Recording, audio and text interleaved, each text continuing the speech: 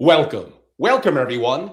It's Angelo Robles. Those of you live, it's 4 o'clock Eastern on a Wednesday. A special guest, one of our most frequent guests, although it's been a while and it could not be any more timely. The AI scientist who called Nvidia early back. You should have listened. And the questions are very different this time. Now, I always have a hard time coming up with a great title for Craig because he's so multifaceted, not only a multi decade thought leader in AI and a scientist in the world of AI, someone who's a retired hedge fund manager and understands the nuances of wealth, multi generational family offices, tied in with being a really active investor. That is a rare combination, audience. And that could almost only mean it's only one guest. And that would be Craig Kaplan, founder and CEO of Superintelligence and IQ Company. Craig, how are you? Angelo, great to be here, and I'm doing great. Good to see you again. Excellent. It's a pleasure to have you back. Without further ado, we have a lot to cover in relatively, by Angelo standards, a short amount of time, not one of my 3 hours. I know those could be a little bit onerous. So here we go. It feels like since the summer, things were trucking along. There was competition among the AI LLMs. There was progress, Gemini 3 in November and other things. But I don't know, Craig, maybe it was me. February came and I almost wouldn't know where to start. Like, I guess it went like this, then like that. And we're really seeing a lot of things play out now in real time. We have so much to cover, including investments, including new advances. But I think for a lot of people, they're broadly familiar, usually with one model. Maybe it's OpenAI. If you could explain to the audience some of the advancements really in the last 2 to 3 weeks in Gemini, they're 3.1 Pro, Claude Opus 4.6, Sonnet 4.6, GPT 5.4, Grok 4.2, and we didn't even get into the open weighted models yet. So if you don't mind going right into the fire, do a little bit of compare and contrast what has happened in the last month and what you like about each of the programs. Okay, happy to do that. Before we dive into the weeds, I have a bias on this. This field is changing so quickly, as you point out, like week by week. You get new models, new companies even that come out. And I think it sort of makes people's heads spin. I mean, I've been in the field 40 years and it makes my head spin. And so what I find is useful is to sort of zoom out a little bit and understand the trajectory so that when these new announcements come out, you can kind of place them in a mental model. So if you don't mind, I'll take 30 seconds or 60 seconds to explain that trajectory, and then we can dive into the specific models and see where they fit on that. So the general trajectory, if we start with GPT launching in 2022 till now, you had large language models. Everyone was surprised at how capable they were. That's when AI burst into most people's awareness. And then the evolution has been from models where you interact with the model, question answer type thing, to agentic AI, where the model actually has some degree of autonomy. You equip it with tools. It can begin to take actions on your behalf. So that really kind of kicked in around 2025. It's going into hyperdrive already in the beginning of 2026. And where we're going, the next step after this, which you can begin to see the glimmers of it in some of the very latest offerings, which we'll talk about, is collective intelligence or a community of AIs. So you're going from a simple question answer type thing to an agent to communities of agents. This is the trajectory, sort of one step back. Where we are right now is kind of the rise of agentic AI and really going into hyperdrive. And what's coming and what's already beginning to happen a little bit is these communities. So if you kind of keep that in mind, then we can kind of locate these things. So if you think about Grok, because I know that you're a fan of Grok for financial services, and I don't use it probably as much as you do, but it is very good. It's arguably the best of the current crop in terms of financial services models. And if you say, why is it so good? Like Grok Heavy got the highest score. on the toughest benchmark out there, which is called humanity's last exam. It's like a bunch of researchers came together and they said, what are the toughest problems that we can think of for humans or for any intelligent? And we're just going to put them down and then see how these things do. And so, you know, getting a score of 30% was like amazing a year ago. And now it's beginning to inch up to the 50% level. Well, Grok Heavy, which is a version of Grok, currently has the record on that very toughest benchmark. But how does it have it? That's what's very interesting. The reason it has it, regular old Grok doesn't score that high. It doesn't have the record. But Grok Heavy, what it does is collective intelligence. It takes a bunch of models internally and it has them reason together in a group and argue with each other. And it's the consensus of that group of models in Grok Heavy that allows it to bump up and be smarter than any other model. So to me, somebody who's been, you know, designing collective intelligence systems for, you know, several decades, this is music to my ears. I'm like, okay, finally, you know, people are catching up and figuring it out. But it's exactly on that path that we outlined, where first you get the model, then you get the agents, then you get the community of agents. You can already see Elon Musk, one of the smartest guys, been thinking about this for a little longer than some of the others, is beginning to build that into his models. So that might be a place to start. Certainly we could talk about Claude. We could talk about the other models if you want to go there. Happy to do it. Yes, because I think for my audience and some of the master classes that I teach, that appears to be important. Usually the first foray is, or maybe more so in the past, has been OpenAI in terms of ChatGPT. And you brought up a good point. Everyone, this just burst on our scene a little over 3 years ago, November of 2022. So even if you're a little older like I am, even if you are a little bit behind because you didn't get into it a couple of years ago like I did, it is absolutely not too late. And those of you in investing in family offices, like this, like I wouldn't wait any longer. This is the time. So in general, maybe play off me a little bit, Craig, because I'm an active user 6 to 8 hours a day. I think the recent ChatGPT, because I was a little disappointed in ChatGPT since the summer, I think this version is more impressive. Overall, I thought Gemini 3 coming out in November, now 3.1 for deep reasoning, was very good. I think now you have, like I said, ChatGPT, the recent model, for certain things in recent sentiment, like you said, in financial. I do like Grok. But if I had to pick one overall, and I think definitively for writing, it's the diversity and the level of services that I get. There's so much within Anthropic's Claude series, Opus and Sonnet. Why don't I stop there and get a little back and forth with you, maybe what you like for what and why? Okay. I think I probably largely agree with you. I think by reputation, the current version of Grok is probably the very best at math and financial stuff. For coding and writing, I think Claude, latest offerings from Anthropic, take the cake. They're probably number one there. For research and analysis, especially if it's more scientific subjects, and if it's multimodal, then it would be Gemini. And, you know, there's reasons for all these, but I won't spend too much time. But if you think about the different companies that make these, like Gemini is made by Google, and all these models have to be trained on data.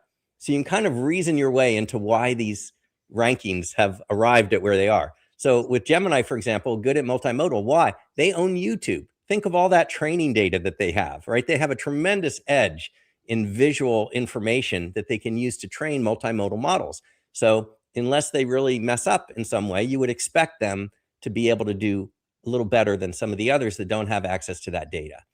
And in the case of Grok with Elon Musk, what does he have? He has X, right? X is a huge, I mean, that acquisition in my mind, and I remember thinking it at the time, the reason I think he bought it, I don't know why he bought it, but the reason I think he should have bought it is because it's a huge source of training data in real time for models, right? And that's an edge. If you're doing financial services and you want the latest breaking news, where are you going to get it? If you have a feed that's coming in like X, that gives you a leg up compared to other folks. So sort of taking a step back and saying, here are the different companies, what data sources do they have access to? What kind of talent do they have? Can help you sort of reason your way into, you know, what they ought to be good at. and then you actually use it, and not surprisingly, it roughly shakes out that way. So I would say for coding and writing, Claude; for financial services and math, probably Grok; for multimodal research and analysis, and especially scientific things, I think Google Gemini.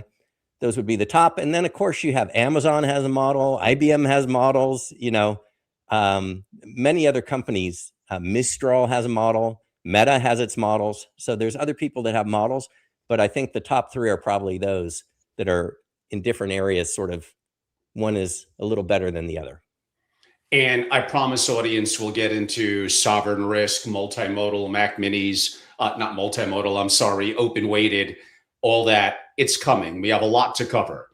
There's one I didn't mention. They're not a pure LLM in the true sense of the word. They are a known brand, and they also had a massive announcement and development recently, and that would be Perplexity. Where do you like Perplexity, and have you experienced what they call Perplexity Computer? I've used Perplexity before. I'm not sure I've used their very latest offering. Their strength traditionally, and if traditionally can mean like in the last year or two, has really been that they're very good at sort of citing their sources, which is an important thing. There's like a slight tangent we might go down, or we can explore this in more depth, but it's very important when you're using these models to realize, as I think most people do, that they can make mistakes. And oftentimes you don't really realize that unless you're an expert in the area. So for example, for family offices, if you have high stakes decisions, are you buying or selling stocks or analyzing a portfolio? If you have a senior financial analyst or portfolio manager looking at the output, my experience has been very often, even though the output looks beautiful and your first impression is, wow, that was so fast and this is amazing that it can do this. If you look at it carefully, oftentimes there's a mistake. I've had mistakes where it's telling me to buy instead of sell, and it's extremely confident about that until you say, well, what about this? And then it instantly changes its mind. Oh, you're right. I didn't think about that. And so what I found is to the layperson in fields that are outside your area of expertise, it's very difficult to tell. Is it giving me the right stuff, or is it making some things up? If it's in your area of expertise, an area where you have a lot of domain knowledge, that's where you can really sort of apply critical thinking and tease out when it might be making a mistake. And I think that's very important for people to be aware of. Of course. And you mentioned, with Google and Gemini, their ability to decipher YouTube videos, like you said, the multimodal aspects, what they're doing in Notebook LM. If you really, again, put in the work, put in the time, very, very impressive. I would say don't get locked into one. Many of you start with ChatGPT, which I think has gotten better with the new release. You do need to experience, even if it's the free version, to really get everything out of Anthropic, and it gives you so much. Coding, building apps, you probably need to be at the $200 level. But again, what's the value that you're getting from it? A couple of quick points. And Perplexity Computer, by the way, I've been impressed by. But I do have a comment, and I noticed it even this morning in using Anthropic, and we're going to kick some models a little bit now, which relates a little bit to what you said. And maybe as an AI expert, you could explain this a little bit more. You're probably familiar with a little bit of the beef over name, which was with Claude and OpenClaw. And we're going to get to a little bit of OpenClaw a little bit later, but I went on Anthropic's Claudes to give me some feedback on OpenClaw, and it decided to give me nothing, no matter what I tried, because for a variety of reasons, Anthropic, Dario, and Claude don't really like OpenClaw. Therefore, they put in their bias. I want to be careful how I say the next one. But I did further research in discussions I'm doing regarding even the Epstein case, and Gemini gave me nothing. It basically, like, it didn't even acknowledge it exists, where other platforms, mainly Grok, were more open in the information that's out there. In other words, these systems are still, let's go with the word, programmed by humans. There's biases among them in these companies, which is why you should understand that and use a variety of different models to help get the best tactical information that you need to make a decision. Where am I wrong, and what has been some of your experiences? Well, I think the last thing you said is absolutely the correct conclusion, which is, multiple models are going to be better than one. And because you have these biases, different companies and different models have been trained differently. So that's one source of the reason why one might tell you about something and another might not. It depends on what was in the training set of data that it saw when it was trained. But probably the bigger thing is the guardrailing that happens after the fact, where some companies very deliberately, do not want to opine about political issues or hot button issues and, potentially alienate half of their user base. And so they've sort of made a decision at the executive level that, let's just try to play this very safe, and we're going to have very strict guardrails, and we'll just simply, the model initially would answer all those questions. And then after the fact, they've put on kind of restraints, right? Or restraining bolt. No, don't go there. When this type of question is asked, just say you can't answer it, or you're not allowed to answer it, or something like that. So it's a combination of the data that they've been trained with, as well as the guardrails that came on after the fact, that are sort of leading to that difference between models.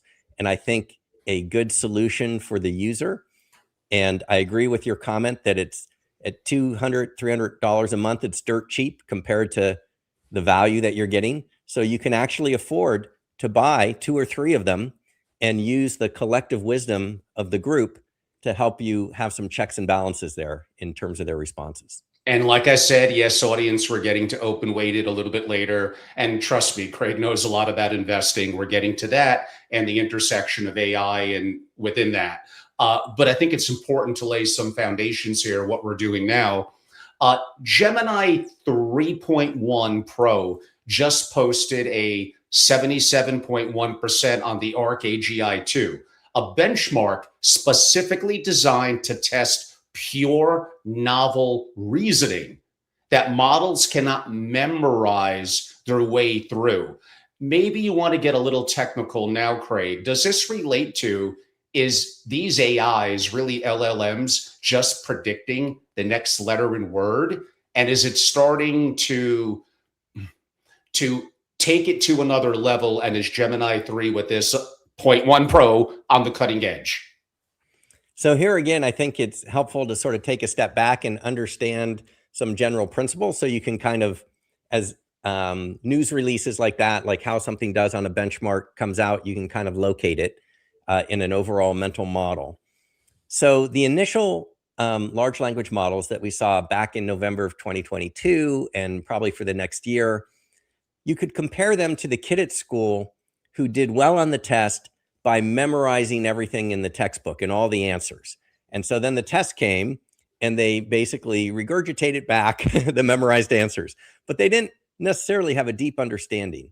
There's a different kind of kid in school who maybe didn't study that much and isn't good at memorization, but sort of understood the deeper principles. And so when the test question came, even if they'd never seen the problem before, they could sort of reason their way, right? So you got mass memorization versus reasoning. In the early days of the last 5 years or 4 years here, 2022, 2023, what we were mostly seeing is mass memorization. So you found these models were scoring really well on things like, the California bar exam, or, different medical tests, right? Because a lot of those tests require memorization of case law, memorization of different formulas. And if you could memorize it all, then you could score well on those tests. And the problem is it didn't transfer very well to a lot of real world problems where maybe it's new in some way. And the answer isn't in the training data that you saw when the model was trained. And so what's it going to do? It doesn't have the answer. And so that led to sort of the rise of reasoning systems.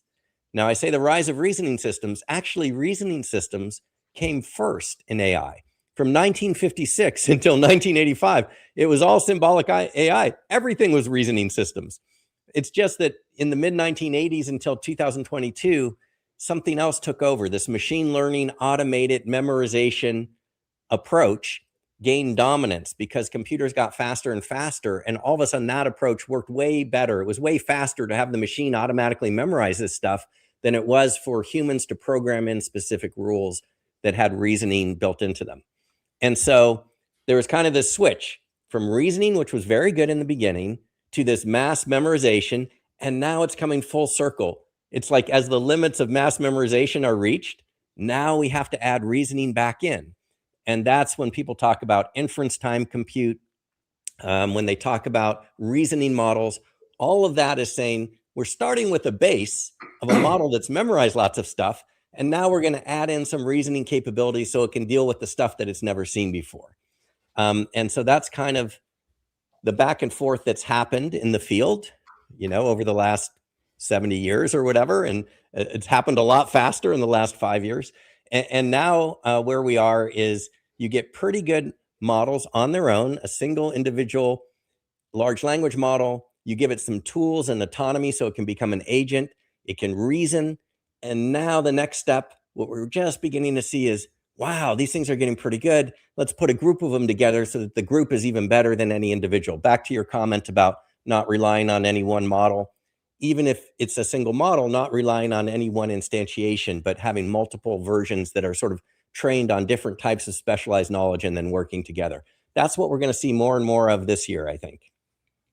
The cost of frontier AIs has collapsed simultaneously with the capabilities increasing. What cost hundreds of dollars per task like 3 years ago now could be cents. As a computer scientist and former hedge fund manager, how does that simultaneous dynamic, in other words, more capable and dramatically cheaper, have as a historical precedent in any technology cycle that you've studied?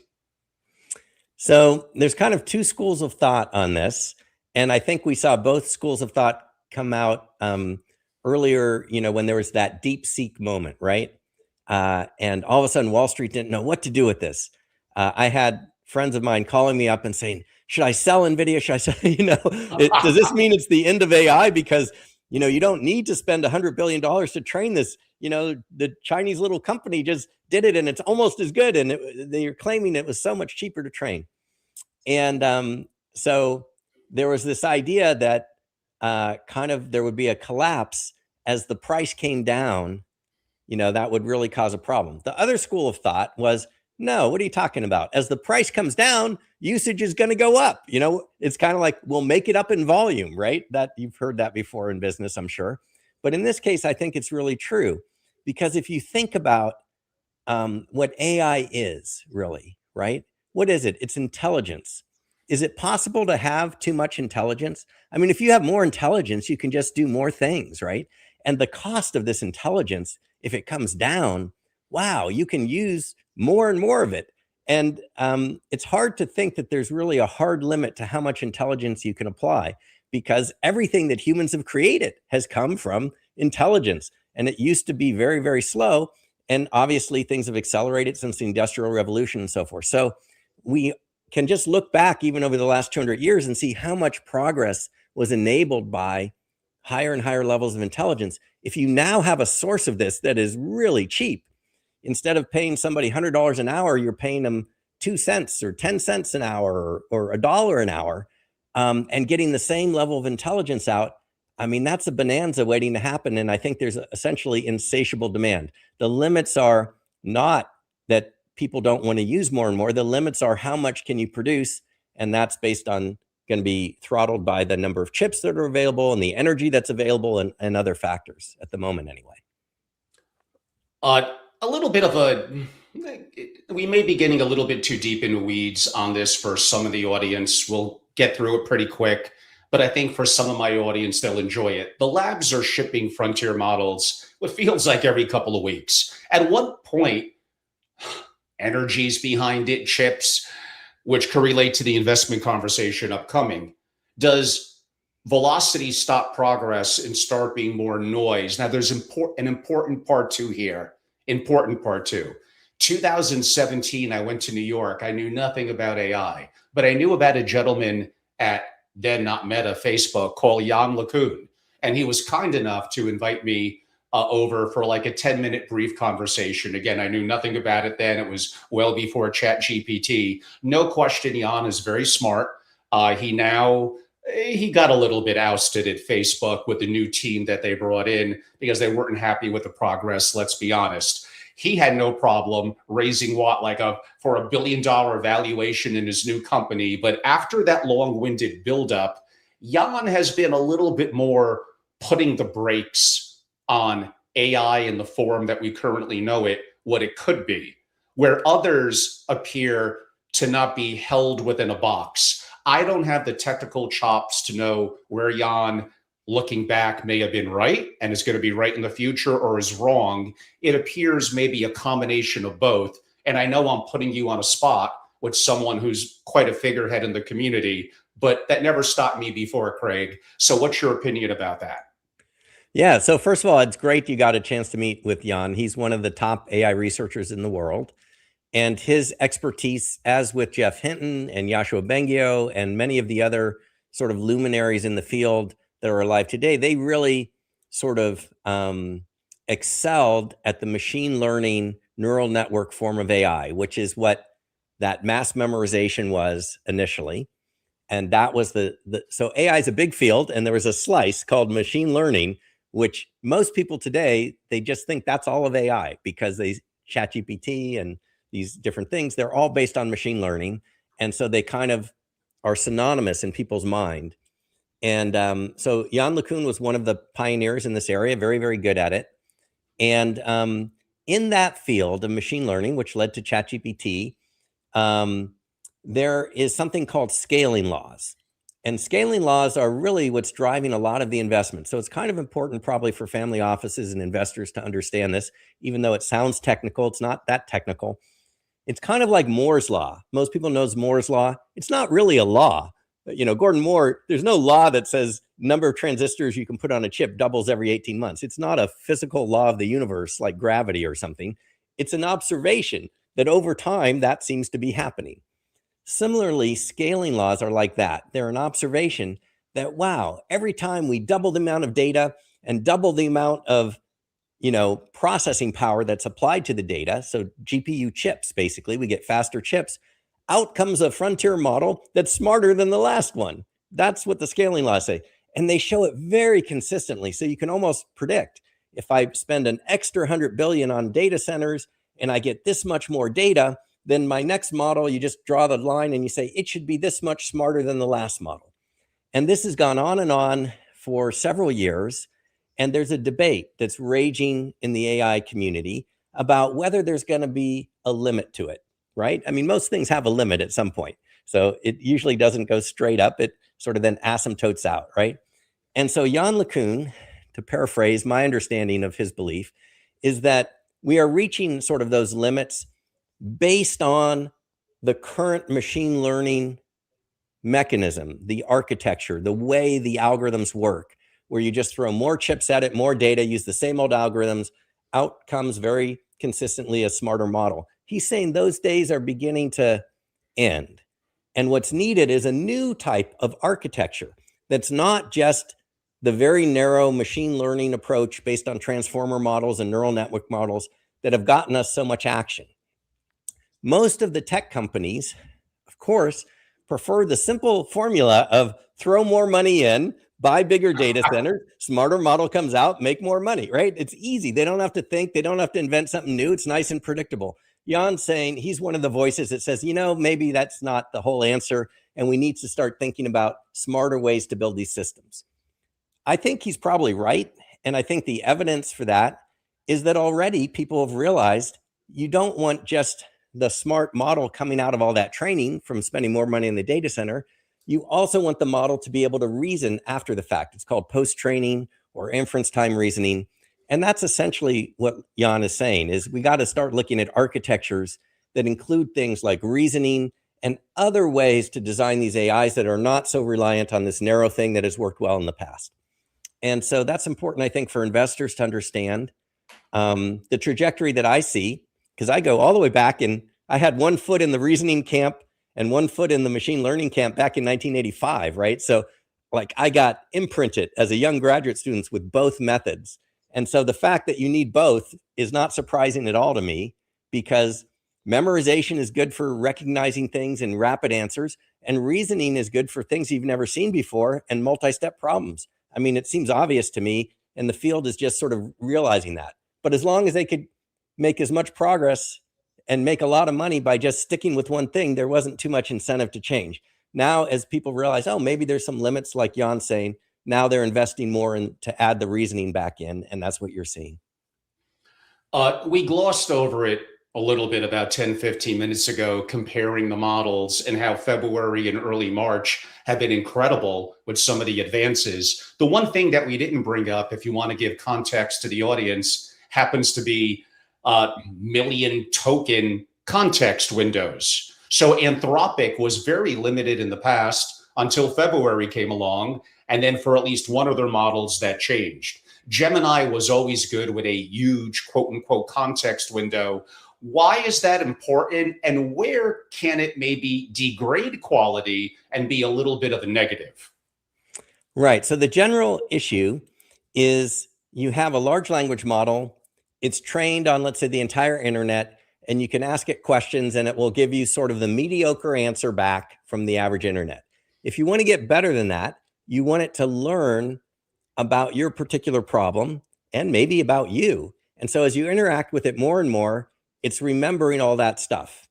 Or you want to put a bunch of your, PowerPoint presentations and annual reports and, family office documents, you can just dump them into that context window.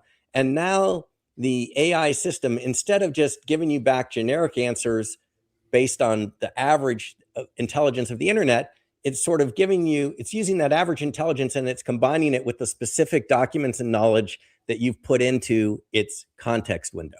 So think of context window as a type of memory. And what's amazing, it truly is amazing. Like, humans do pretty well, but our short-term memory is very limited, 7 plus or minus 2 things. Like, you try to remember more digits than a phone number without repeating it to yourself, and you're very quickly out of memory. These things have working memory, like the stuff that humans would use to remember a phone number, that can hold War and Peace and, millions of, many, many documents that are really long, and they can hold it all in memory at once, which sort of makes you think, wow, they should be really smart. But humans have some other tricks that these systems haven't developed yet. But there is a limit to how much memory they can hold. Even a million token context window, I mean, you could put War and Peace and a bunch of PowerPoints, but you couldn't put the entire Library of Congress in there, right? Right. And you couldn't put all of IBM's, information in there. So the simple thing that people tried initially and has had good success is to just make the memory bigger and bigger, bigger. I mean, we didn't start with a million token context window. We started with like 10K, kind of like computers started with 5. Do you remember those days of 4K memory or something? And of course. Right. And they got bigger and bigger. Well, it's the same here. The memory of the AIs got bigger. You do have a problem. As you dump more and more stuff, then retrieval. How do you get to the right piece of information? There's so much stuff there. And you start getting into a different kind of issue of how do you sort of find the needle in the haystack of information that you've put in. And even with these huge memories, as you talk with them for a long time, I don't know if you've had any multi-hour conversations with some of your LLMs, there comes a point where it says, wow, I'm full. And then there's some clever ways, like it can compact your conversations and sort of distill it down. And then or it wants more money from you. More money. Well, there's that too. There's the business aspect. So that's basically the issue is, memory is a limited resource, even though these have memories that are far greater than the working memory of humans. Being able to retrieve the right information from that working memory is a challenge. And there's lots of ways to work around it. There's something called RAG, retrieval augmented generation, where you can have the memory somewhere else. So it doesn't have to be in that working memory of a million tokens. So there's lots of different ways to address the problem. But the root question is, how much information can you stuff into the model? The more that you can stuff into the model where it can actually find the relevant information, the more intelligent its responses can be back to you, because it's not giving you generic stuff from the internet. It's now giving you that generic level of knowledge conditioned by all the unique information that you have put in. So we now have multi-agent systems. We mentioned million plus token context windows, autonomous coding agents, all kind of landing and evolving so incredibly, really in the last couple of weeks. Which one through the remainder of this year do you think will be most disruptive? And I don't know if I'd use the word overhyped, which one may be, but I will. Which one may be overhyped? That's a tough question. I don't think I really know.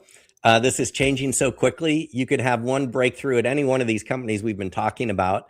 If they have a breakthrough, they could sort of leap ahead. I'm much more confident about the general trajectory than I am about which company will be the one that sort of makes the next leap on that trajectory.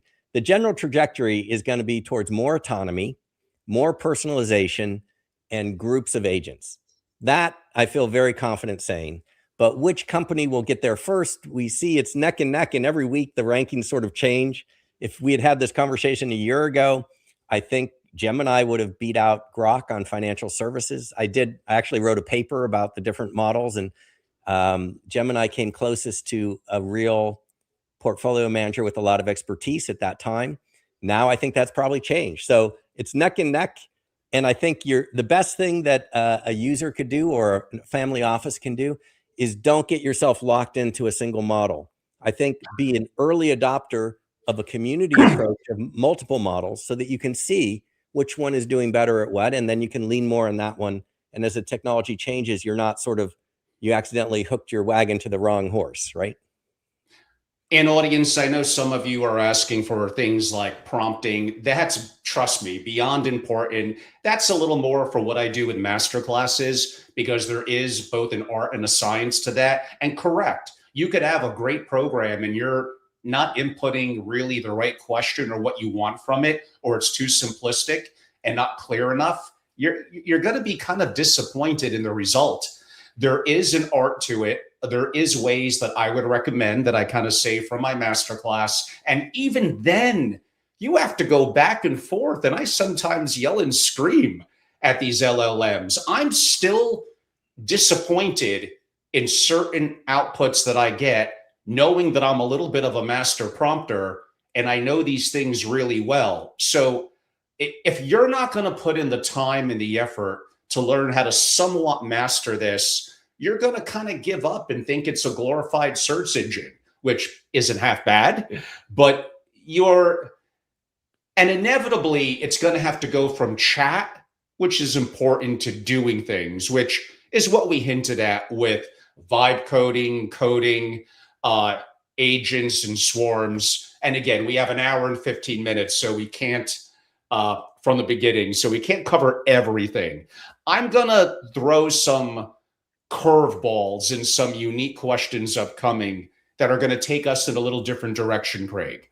One of these I mentioned in a solo where I went on a rant a couple of days ago. I tend to do this, Dr. Kaplan. I heard in New York legislature, they were looking to pass a bill, and we're going to start to see more of this, where AI is going to be contained and controlled. Like, oh, no, it can't answer this question about mental health. It can't replace a teacher on this. It can't answer this legal question, this medical question. In other words, one or two constraints become 10, become 100. And here I am.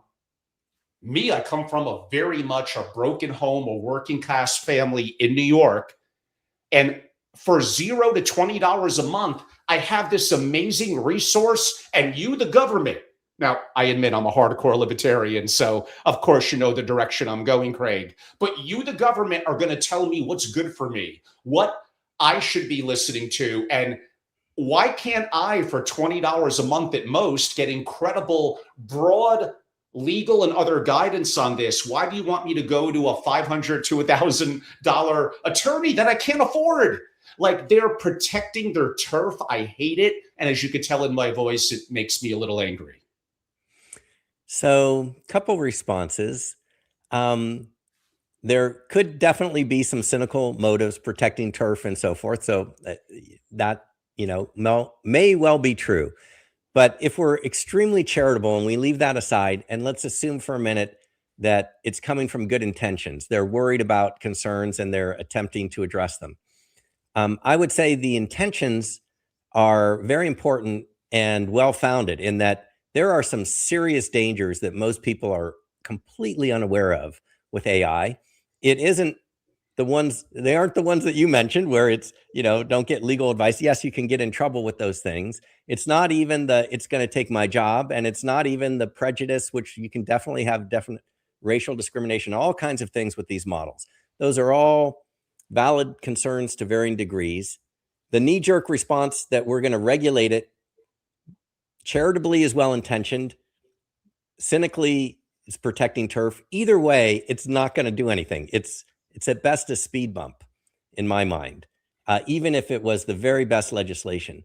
These models are evolving so quickly that they will rapidly outstrip human intelligence. And if you want to be worried about something, I think the correct thing to be worried about is what some of the top researchers, we mentioned Jan LeCun, so Jeff Hinton, known as the godfather of AI, basically says, this thing is akin to an alien intelligence that's going to arrive in 5 or 10 years on planet Earth that is far smarter than everybody on the planet.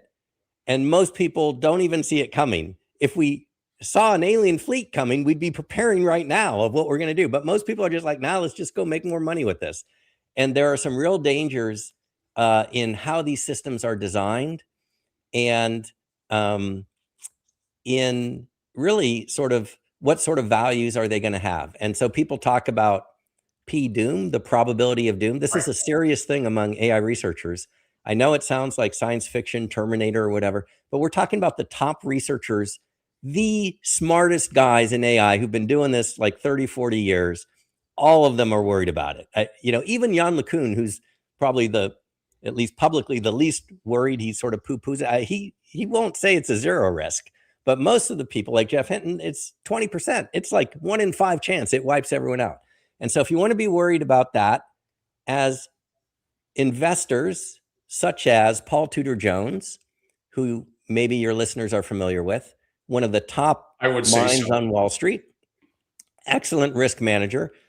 Here's a guy who has gone publicly on CNBC multiple times saying, why are we not worried about this? He's talked to these people, right? He has the contacts and he has personal relationships with these. He's not an expert in AI, but he's an expert in risk management. And he says, any portfolio that I was managing that had a 20% chance of blowing up, I'd be doing something about it. Here's a technology that has a 20% chance of wiping everybody out and nobody's doing anything. He's baffled, right? And I'm with him. I'm baffled too.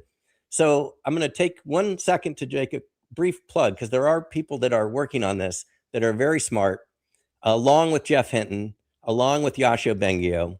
Stuart Russell is another name, and probably in the top 10 of living AI researchers. And I recently got back from Paris. I flew all the way to Paris to attend this conference that he put on called IA, International Association for Safe and Ethical AI, SEAI, IASEAI.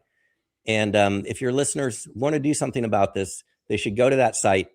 He put on a gathering of 1,000 of the top AI researchers all over the world, international people that set the agenda for Davos in Switzerland, all the way to young researchers.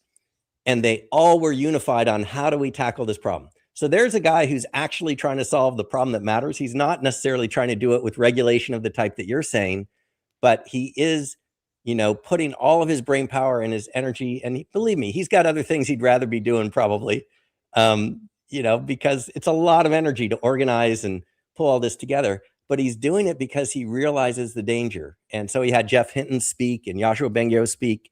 And it was really an excellent conference. So I very rarely give charitable contributions to an AI conference. I like to go and speak there.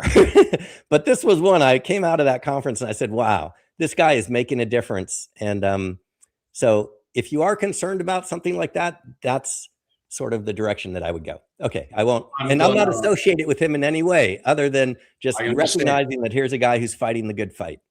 I'm going to give you some pushback. We've had this discussion in some of our past interviews, and I hear what you're saying. In a perfect world, 100%. even Elon Musk, he seems to vacillate between a 10 or 20% chance, like you said with Hinton, that it's all going to be over. So even he feels that way. Talk about a capitalist.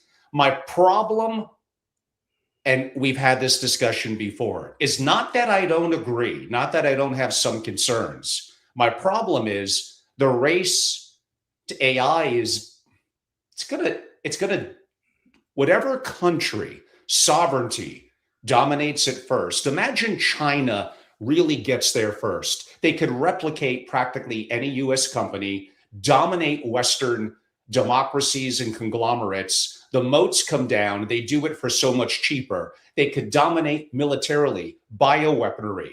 What's going to happen to the future of energy and fusion energy? They get it first in manufacturing. What's going to happen with labor if they get a huge edge, which they probably already have on robotics? We will be demolished as a country because China doesn't give a you-know-what about the things that you mentioned.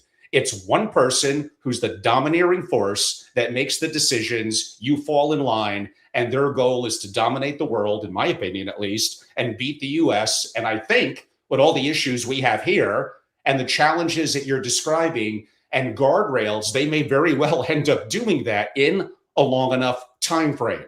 Now, I know we're diving into uncomfortable subjects, but nonetheless, I wanted to give you a little pushback on that. And I hear these very smart people in ivory towers, often left-leaning, quote unquote, professors. They're not living in the reality of the world and how it's evolving and changing.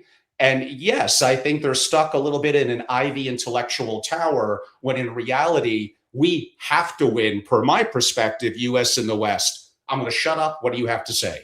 Well, you may be surprised, but I actually agree with you 100%. And but I have a twist. So let me give you the twist. So you and I have been in the business world. We've been on Wall Street, Silicon Valley. Look, I've spent my career a little bit initially in academia, but most of my working life has been dealing with venture capitalists, investors, hedge fund managers, as you said. So I am well aware that you have economic forces, and no one is going to slow down for the guy who raises their hand and say, can we please go slower because it might be safer? That's dead on arrival. Similarly, that's dead on arrival even for companies. Like Google can't slow down because OpenAI won't. Anthropic can't really, I mean, look at how much trouble they encountered just by saying, we just think this thing's too dangerous to let it be in charge of autonomously targeting things. I mean, they're totally right. You don't put this thing at its current state. You and I have used Claude, and you know you have to catch it at its mistake. You don't let it autonomously with no human in the loop target things. That's a disaster. The guy's just trying to say it's not ready for prime time, and the Pentagon's pushing back so much. So there's tremendous forces that say, let's go faster. If the US slows down, China won't, right? If Google slows down, OpenAI won't. So we understand that. So I agree. And the ivory tower guys don't understand that as well. But there's a twist. And the twist is you can have both. You can go faster. You can dominate. You can be more profitable, more powerful, and safer at the same time. And you have to look at the problem differently. And you know who's looking at the problem this way? Elon Musk. Let's go back to Grok Heavy.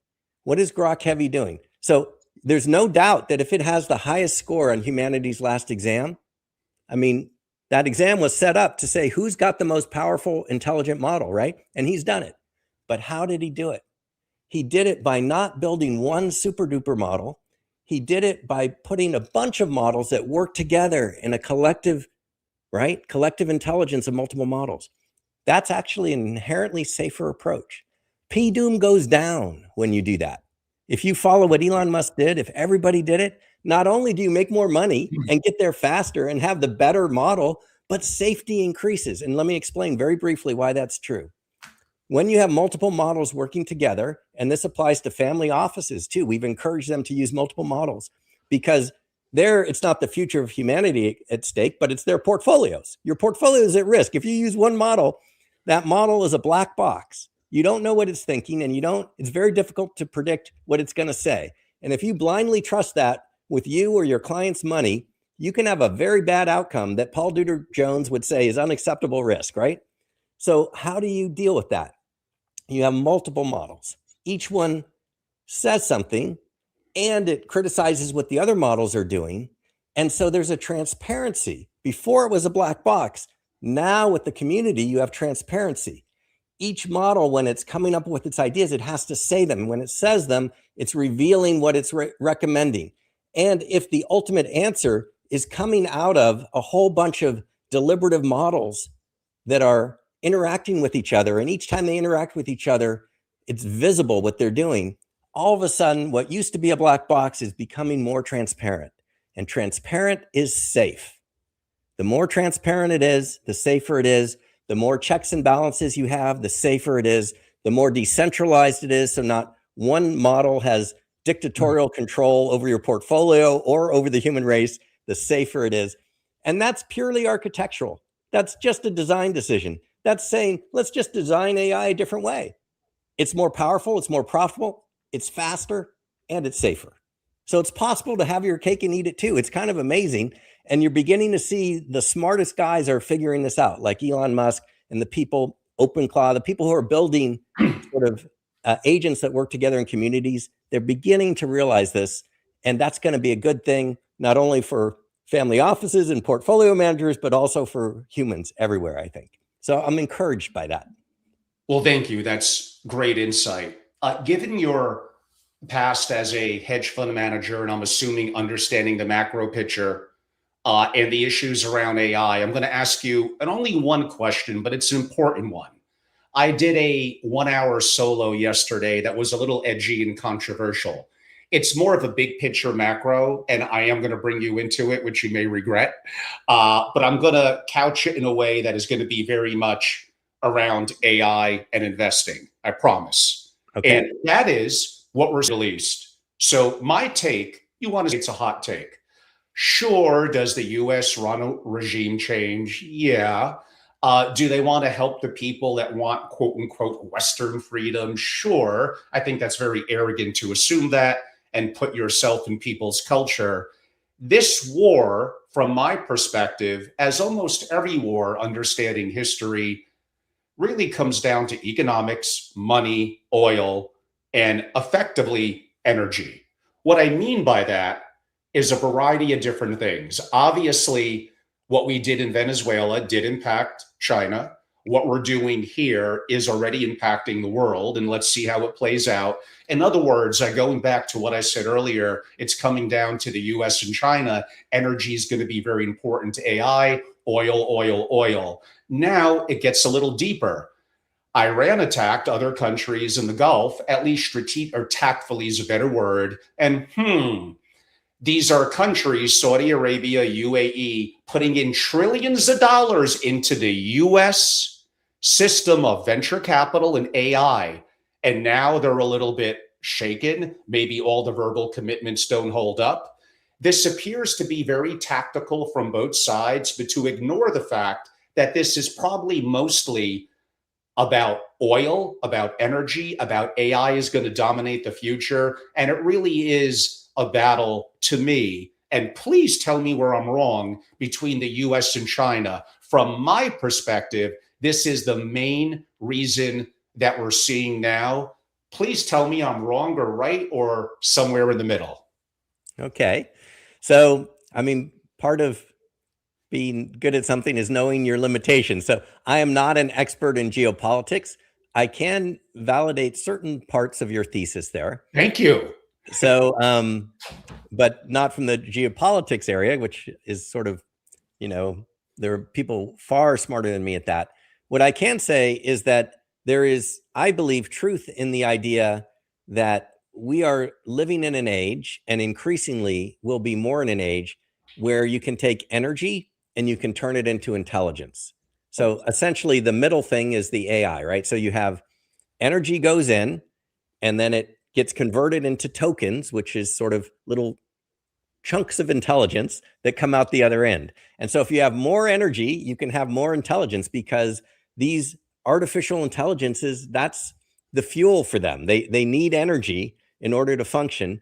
And what they produce is intelligence, and intelligence is power. Intelligence is economic profitability. It's all those things that it's always been. It used to come from humans, and the energy came from food. And now it's going to come from these artificial entities, and their food is energy, and it can be in the form of natural gas or solar or nuclear or oil or whatever it may be.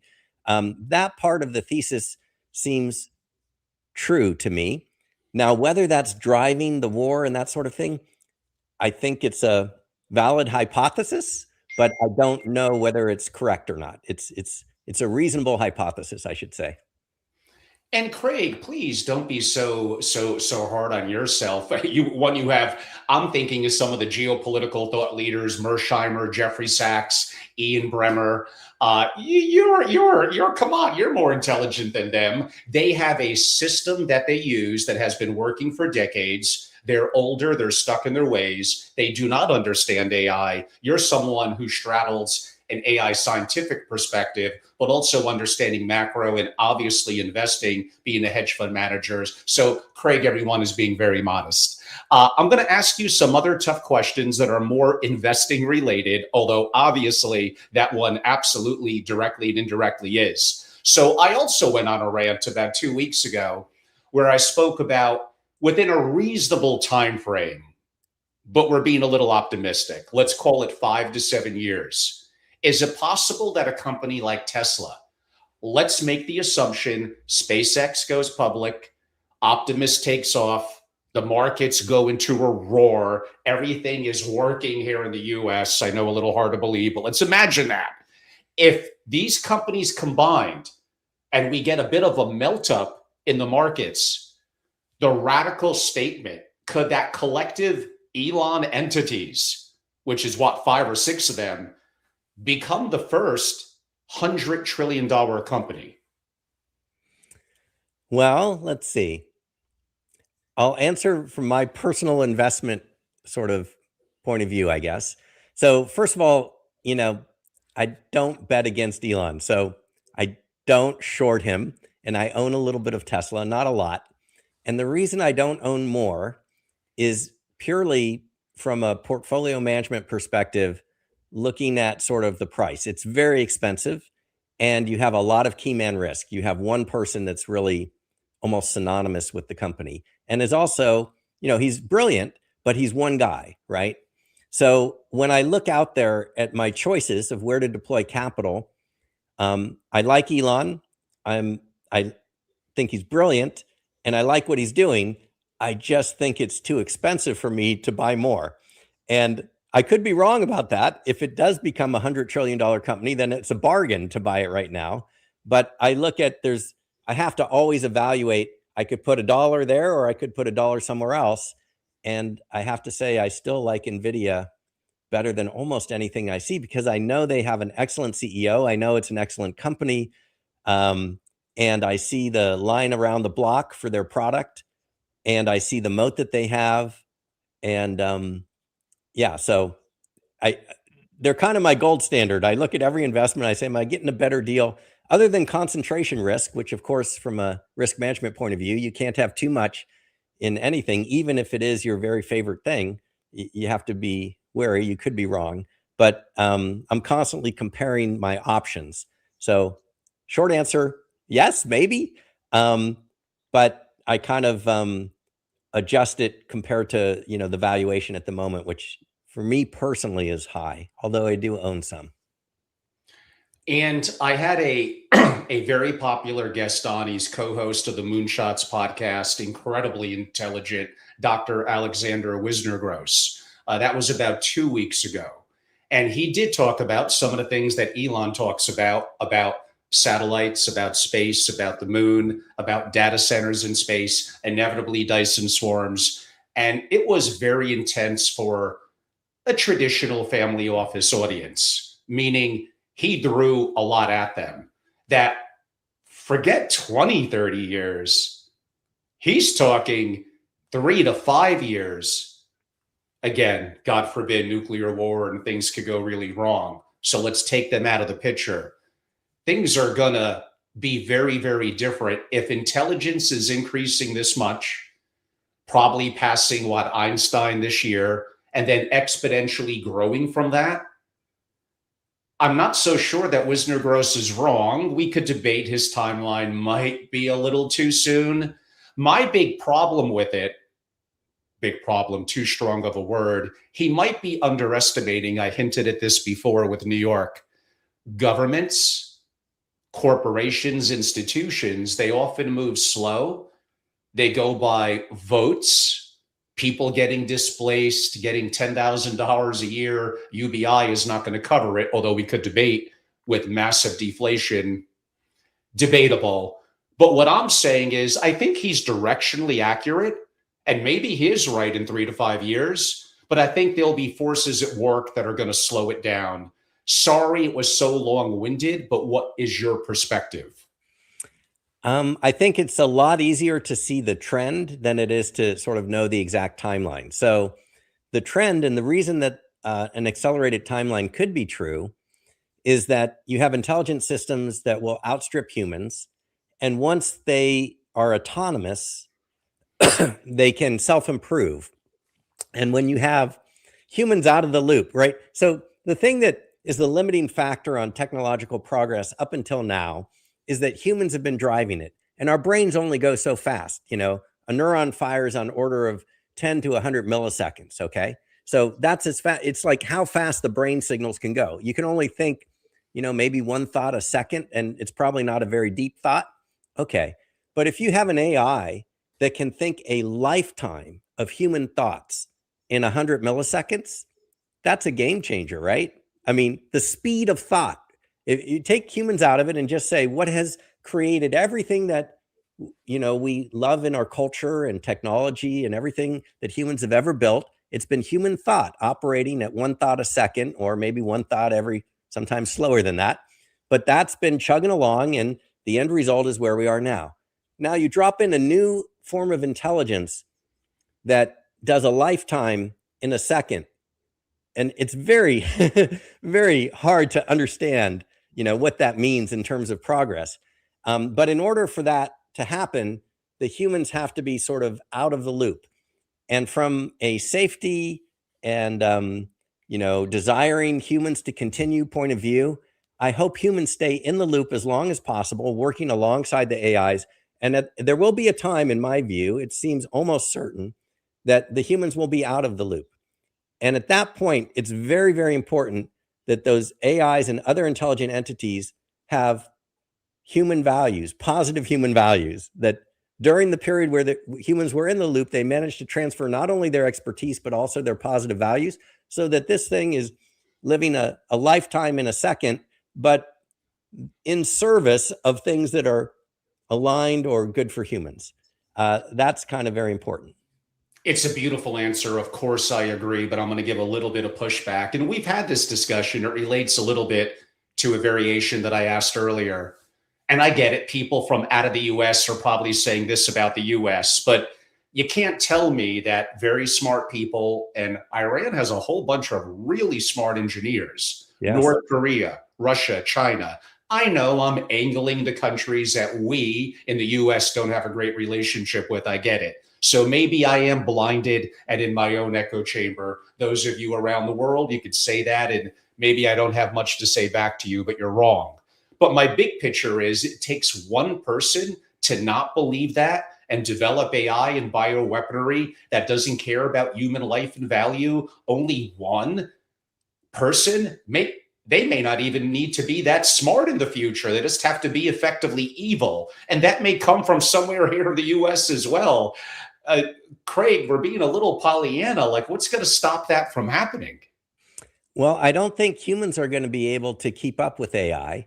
So I think in the end game, you have to have AI with human values that are checking other AIs and bad actors. So just as in a democracy, the system itself has a certain robustness with respect to bad actors. It's obviously not perfect. In fact, it's incredibly flawed and very frustrating. And, you know, people would say the worst form of government except for all the others, right? So that's what you've got with a democracy, where you have checks and balances, but you have one set of entities checking other entities. And so far, humans have manage to not blow each other up. And despite having many bad actors. Now you say the stakes go higher, technology enables each human to be that much more powerful. So one bad actor could maybe devastate everybody else. But remember, technology's faster and more powerful for everybody else as well. So now the AI enabled human is sort of trying to operate and do something bad in an environment with millions of other AI enabled humans, or maybe just AIs that are going faster without the humans to serve as checks on that. So how that all plays out, it's a little bit scary. There's definitely risks there. Here's a thought that I'd like to share along these lines, because oftentimes it comes up, humans, are not doing such a great job. Look at all the war, look at all the oppression, look at all the bad things humans are doing in the world. How can we possibly expect that when you amplify that with AI that we have a good outcome? And that leads to a very pessimistic conclusion. But I want you to consider that despite all the flaws of humans, the number of humans that die each year from war and violent conflict as a percentage of the population is about 0.03%, less than 1/10 of 1%. The current risk, according to Hinton and other people, of runaway AI with no human values is 10 to 20%. I would love to have the risk be 1/10 of 1%. And all you need to do that is design it differently so that you have millions of AIs working together in checks and balances, just reflecting everyday human values that exist right now. Most of our values, we forget this, are positive, pro-social. There's a little camera, Angelo, following you or me throughout the day. Yeah, we might cut somebody off or do something bad, but most of our actions would be positive. And I don't think either of us has probably killed anybody or done anything really horrible. It's a very small percentage of human behavior. And the outrage that all of us feel about that is so strong that I would think an AI that's objectively looking at human behavior and what's accepted, what's not, what causes outrage, would come to the conclusion that this is not the right set of values. And so I think there is hope there, but I think you're right also to push back and to try to avoid Pollyanna views and to be as realistic as possible, because a lot's at stake here. And by the way, audience interaction on YouTube, a little hard for me to see some of the names. I see you, Charles. Yes, I'm having a cigar later. No whiskey today. Primal Key, great question. Craig already answered. Fascia, you're some great comments. I'm just not going to be able to get to everything, and some of it is flowing in.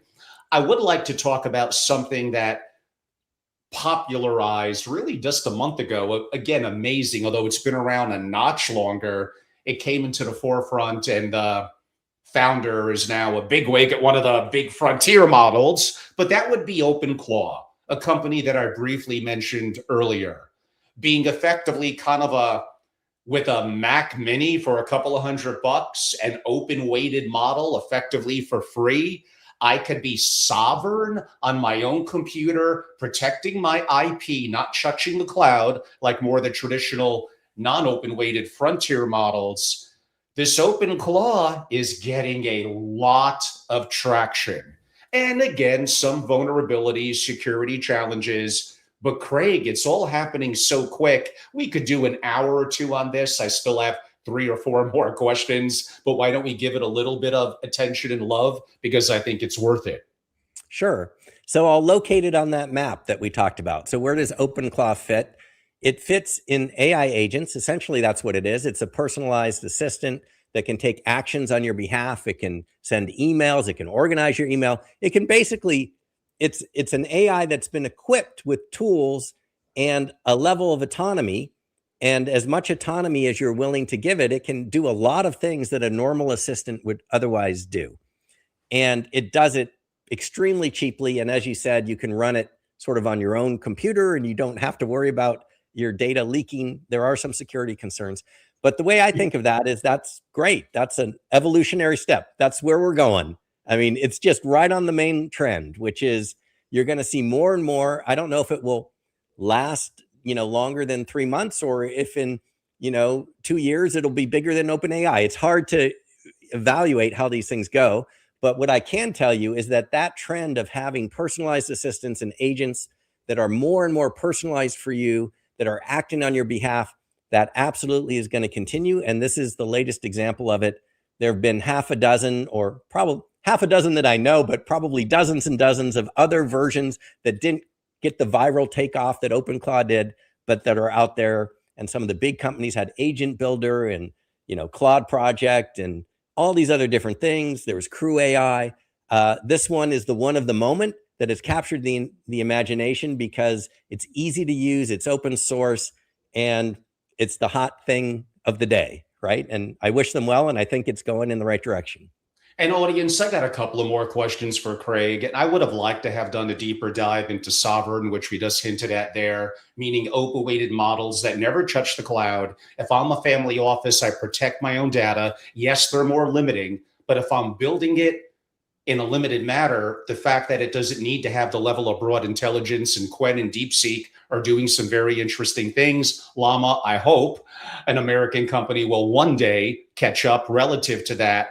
But yes, as I think an entrepreneur and a family office, you better understand what open weighted models are, how to use them, how to download them, using things like OpenClaw as well, understanding Mac minis. We just don't have time to do a deeper dive into that. So that gets lost a little bit on the cutting room floor. More agent swarms do as well. But maybe one question a little bit related to that. And one of the questions or comments in the comment section hinted at this as well. Craig, like we are here right now where if I got a little bit of an intelligence and gumption and a creative mind, and maybe you could argue a little bit of capital for a really good Mac Mini or a series of them, I could create a company from hundreds to thousands of these.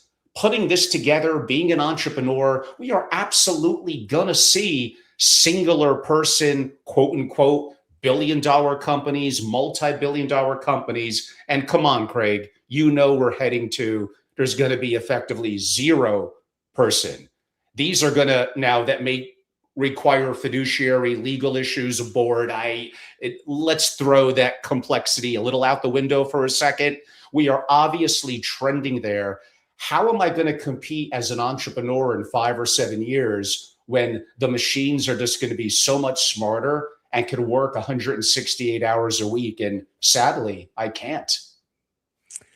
Yes, well, it's a good question. I think there's an evolution. So what we're seeing is right now, the entry-level jobs are extremely vulnerable, right? So if you're somebody who's a young person and just graduated college, unfortunately, you don't have a lot of life experience and maturity, and you just haven't seen a lot of business situations. You know just what you learned in your classes, right? Which is the latest stuff. But that kind of knowledge is easy to replace with even the large language models that exist now. If you're a coder, for example, in computer science, I mean, Claude Code is going to run circles around you. Unfortunately, I see it at my own company. We have some entry-level guys, and I feel bad because, the way all of us, Angelo, you and I, we were probably mentored and we learned. We had senior people that helped us, and over time we learned. And it took us 10 years or something to get to a certain level of expertise. And now that whole entry-level swath for many, many jobs is going to be sort of out of the box replaceable by these AIs. At the moment, however, there is a premium on the senior level because just like you use Claude or whatever your AI is to look at your portfolio, if you're a senior person who knows the right questions to ask and who can think critically and can spot the mistakes, which the younger person would not know because they haven't been in the business long enough to do that, the senior person is supercharged, right? They're able to do what you said. They're able to, start a company much easier because instead of having to hire and recruit all those junior level people to sort of do the basic jobs, they can use AI to do that. And as long as they have the expertise and experience in their area, they should be turbocharged to do it. Eventually, for most things, and can't give you the exact timeline, AI will catch up little by little to the senior people too. And eventually it will be very difficult to compete with it at all. And in my view, at that point, we better make sure that it has human aligned values because we're not going to be able to control it or compete with it. we have to work with it and we have to hope that it cares about us. And so the time to sort of design systems that maximize the transfer of human values into AI is now, while we have this window. And when that window closes, it's kind of like raising a child. You've done your best job on parenthood, and now you cross your fingers that you did a good job because that kid is out there doing their own thing and you really don't have control anymore. You have to let them go. And it's kind of the same. I think we're going to all live through this. Let's try to go a little rapid fire. I want to be respectful of your time, and I'm taking some advantage, but the audience is really enjoying it, Craig. Again, February was amazing. Seedance. Let's put a little bit of the investment spin on it. Maybe not even as much what you think about it. We all know that poof, in what seconds in a prompt, it created the most realistic on a bridge fight scene between what Brad Pitt and Tom Cruise. Now, yes, limited to what, 10 seconds so that you could start to string them together. What I'm getting at is what's going to happen to Hollywood? What's going to happen to Netflix? Like moats are dissolving, jobs are dissolving. This is not going to go back. That cat's out of the bag. Yeah, there's going to be disruption across a whole lot of industries. I guess the way I think of it, I usually look for principles because things are changing so fast. Unless I have some sort of basic principles to help me reason through these things, it's very hard to know, and it's hard to know anyway. So cognitive tasks. So I go back to what are these systems and what are they good at? They're good at cognitive tasks. They used to be good at memorization and sort of regurgitation of things they've seen. And now they're good at cognitive tasks that require multi-step serial reasoning. They're getting better and better at multimodal. That means anything that's visual. They're getting better and better at creating visuals and at recognizing visuals. So you just kind of on a case-by-case basis, if you're trying to invest in a company and you want to know, is this going to be disrupted, or is it going to be AI is an additive thing that makes it better, or is it something that wipes it out? You kind of have to think about what is the cognitive activity? What is the thinking activity that happens in that business? Is it a business that's based on human relationships? Well, maybe people don't have a human relationship with an AI, and you're going to need those people because they really want to have the beer or the cigar and whiskey with you or whatever. And that's very important. Or maybe it's healthcare workers, and you need a human there until people become comfortable with a robot instead of the humans, and the robots aren't here yet. But if it's a purely intellectual task like coding is one of the purest intellectual tasks there is, because it's just following a set of rules, and the AI can follow that set of rules way faster than a human can. So it's one of the first things to get disrupted, right? And so you kind of have to reason that way on a case-by-case basis to each of these industries, whether it's, Hollywood or healthcare or whatever. Ask yourself, what is the cognitive activity involved? What data is needed? What experience is needed to do well in this particular business? And then sort of take your best sort of reasoning as to how AI might affect that. Let's maybe go 30-second hot takes. You're more of a public markets investor. We've done this before. You already hinted at you're still on Nvidia, but maybe give a little bit of a, because I'm going to ask you about a couple of companies. We'll try to keep them around 30 seconds each. Your thesis on Nvidia. Okay. And just a 10-second disclaimer, not investment advice. This is for me personally, and I'll tell you why it works for me. So Nvidia, my top pick. I have my largest allocation in Nvidia. It's been that way for several years. I try very hard to ignore the day-to-day noise and look at the main trends and see if anything has changed. So the main things with Nvidia, it still has its moat. It still has a really good CEO. They are generations ahead of everybody else, and there's a line for chips around the door. And it's a bonus that there's so much uncertainty and noise in the market that the price, it's trading cheap compared to what it was before. So all those things make me very excited about it, and I continue to hold it as my largest position. Meta. So the thing there is Jan LeCun's out, as you said, and we have Alexander Wang is in. So Alexander Wang, smart guy, used to run Scale AI, and that was a business where you had lots and lots of humans doing the testing on AI systems. He's now in charge of the superintelligence, which, should be something I know about, since superintelligence.com is the site I founded many years ago. They also, in the last couple of earnings calls, have mentioned personalized superintelligence, which is right on the roadmap of where I think we're going. So I believe their intention and their direction is very, very good from where I sit. They have lots of data, which I like. You got Zuckerberg, who controls the stock and is a founder and is a smart guy and a good track record. So I like that. Although, ethics, I would like there to be strong ethics as well. So I'm generally positive. I definitely have a large position in them, but there's execution risk. Alexander Wang, there's a big bet going on, and you don't know if the guy's going to execute and his new department's going to execute. And there's also internal tensions. And so that's my biggest thing. I think what they're trying to do is right. And if they succeed, it will be a very good payoff. But can they execute? I can't tell it quite yet. So that's why it's not as high up as Nvidia or Alphabet, which I also like. We're not going to go through every company in either the Max 7 or the top 30, but I will point out a couple of others. Amazon. Amazon, I mean, I don't actually own any right now. I have owned it in the past. Andrew Jassy, smart guy. You got the cloud service. That cloud service has got to do well. I guess I miss Bezos. That's really what it comes down to. I thought Bezos was the innovator. He was willing to plant a whole bunch of seeds and grow the orchard. I feel like Andrew Jassy is more a guy who's going to squeeze the lemons and get the juice out. I mean, you can make money both ways, but I just prefer the person who plants the innovative seeds. So it's maybe more of a personal preference. Palantir. I don't own any Palantir. And for me, it's because of ethical reasons. I don't like what they're doing with Department of Defense.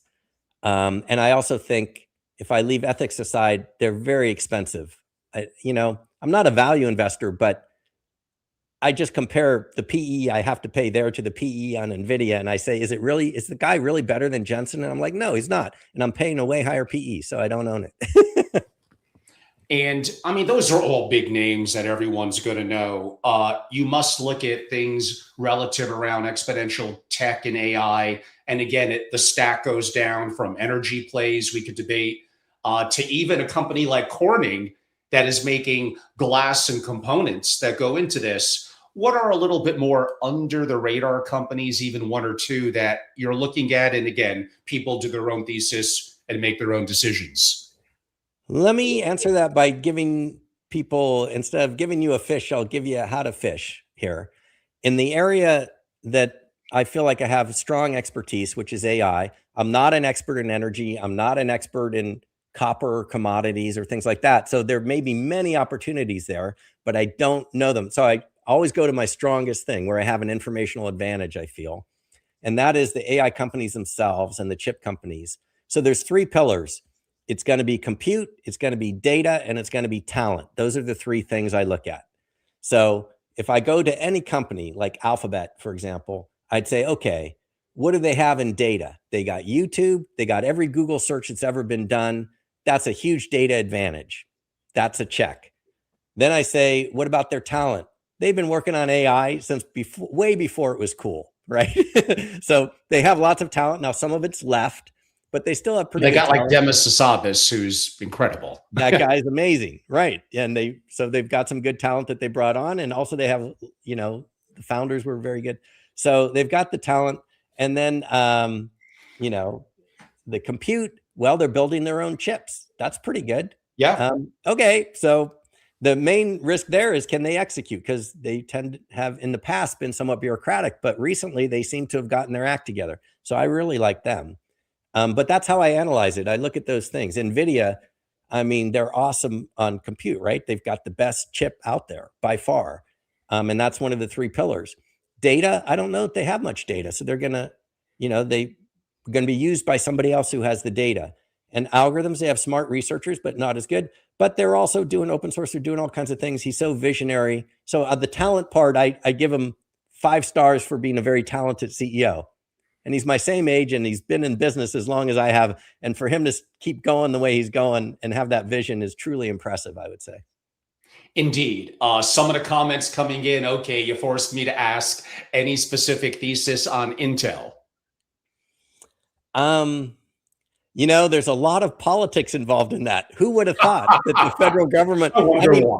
right? So those things always, I always am more comfortable because I have no control or inside knowledge about what the government may or may not do. So I like to base it on, kind of first principles of just long lasting competitive advantage. Intel's been lagging for a long time. I do like that they have a new leader. So that's good. I have looked at it, but I haven't pulled the trigger yet, partly because it rocketed up after they got sort of the federal investment. I like Nvidia took a stake in them, but I can't tell why they did that, whether there was some behind the scenes deal or whether it was a pure arm's length kind of thing. So I've just been in a wait and see and watch mode on Intel. And two combined kind of rapid fire. Given that my audience, my core focus, my membership community is based on single family offices, and to me, they're still behind on implementation and even the investing side, what tip or recommendation on maybe the usage and operational side and thinking through investments? Now, of course, Craig, on the usage and operational side, coming to one of Angelo's AI masterclasses is obviously the best thing that they could do. But other than that, what tip would you have there and maybe investment direction or guidance? Okay, so two things. So on the usage operational, the single best thing someone can do, if they're not using large language models, they should use them. And if they're using one, they should diversify out and use three and see what the difference is. That would be the first thing. Don't be afraid of it. Just embrace it and have fun with it. Play with it. Don't let it run your portfolio, but don't be afraid to try. That's number one. And number two on that front is think of it as an intern.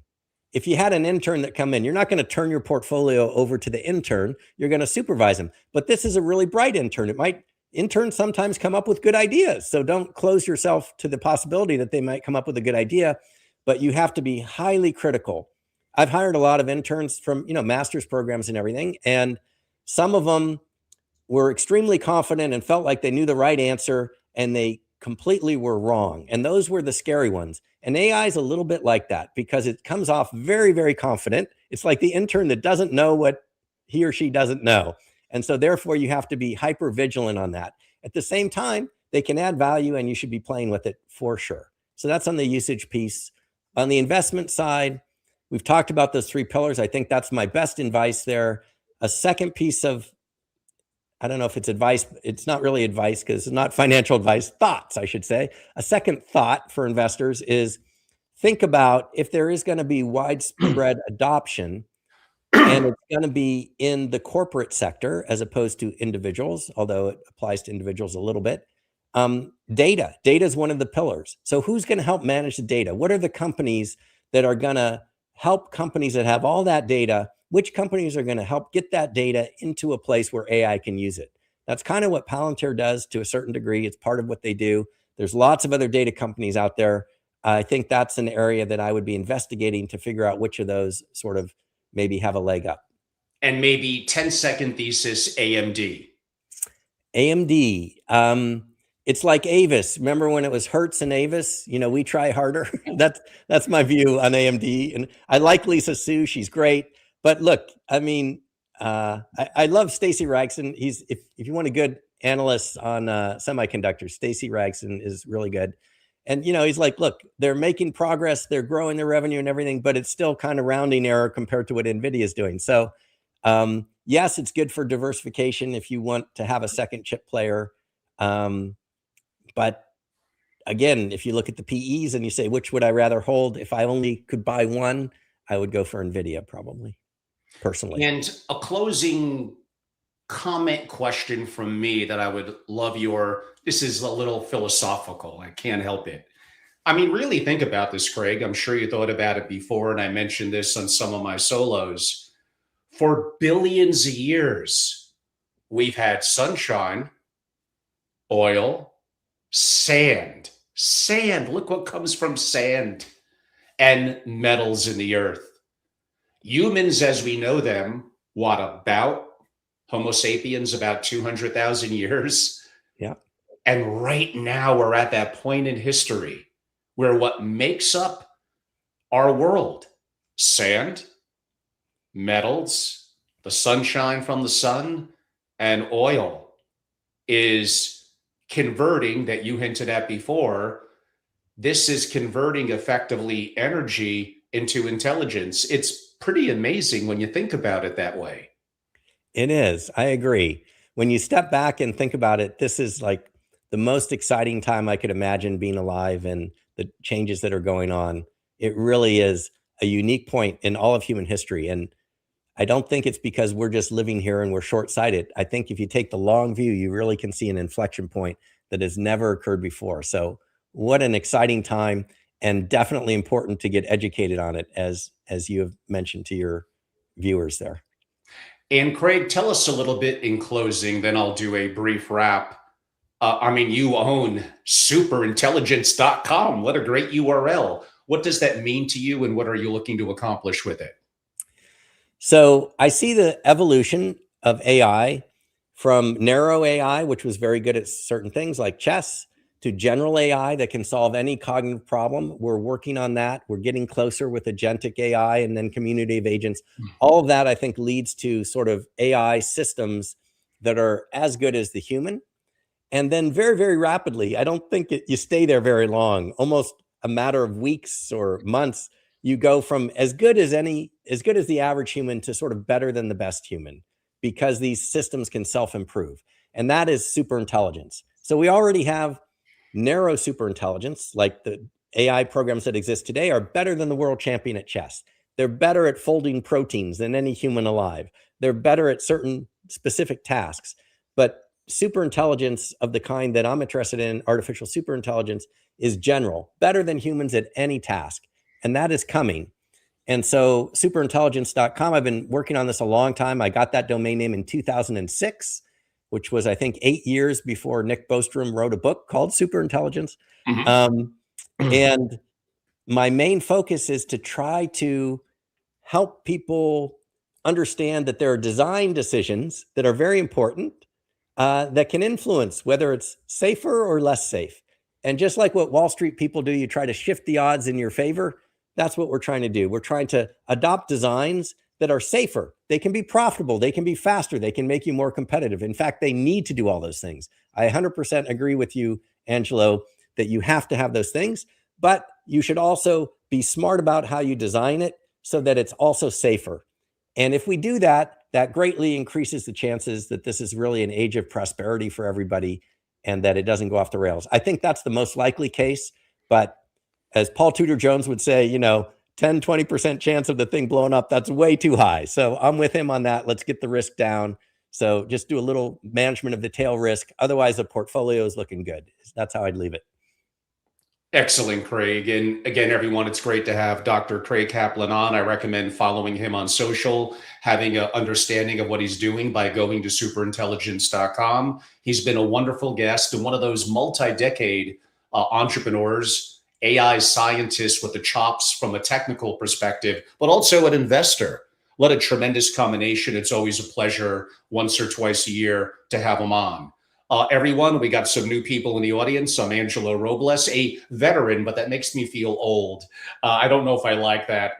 In the family office community, founder of Family Office Association, exit a couple of years ago, active allocator investor, enjoying my social media profiles, but I love what I do within the family office community. So founded another more intimate private intelligence and strategy community called SFO Continuity, kind of my private membership community, which you can learn more about at angelorobles.com. Again, angelorobles.com, and learn more. Follow me on socials. I'm pretty active, especially at Family Office on YouTube, but most of the platforms, LinkedIn as well, and others.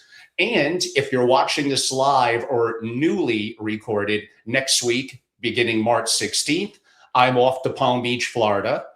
We have a program, my marquee program, that I host over 4 days, beginning Monday the 16th through the 19th, at some of the best locations in Palm Beach, with an incredible roster of speakers, including obviously in AI and geopolitics. We are going to go deep. It's going to be incredible. And we have, most importantly, forget even me and the thought leaders, just peers, incredible investors and people that want to make a change. I'm not looking for people to be in my echo chamber and only agree with me. I want people to fight back, to battle back, to disagree with me on multiple things, including political and geopolitical.